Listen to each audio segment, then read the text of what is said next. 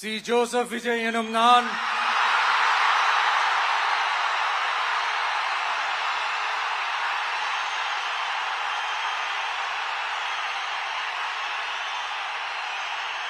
சட்டப்படி அமைக்கப்பெற்ற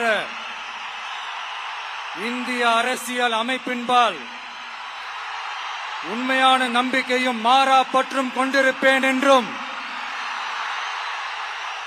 இந்திய நாட்டின் ஒப்பில்லாத முழு முதல் ஆட்சியையும் ஒருமையையும் நிலைநிறுத்துவேன் என்றும் தமிழ்நாட்டு அரசின் முதலமைச்சராக உண்மையாகவும் உளச்சான்றின்படியும் என் கடமைகளை நிறைவேற்றுவேன் என்றும்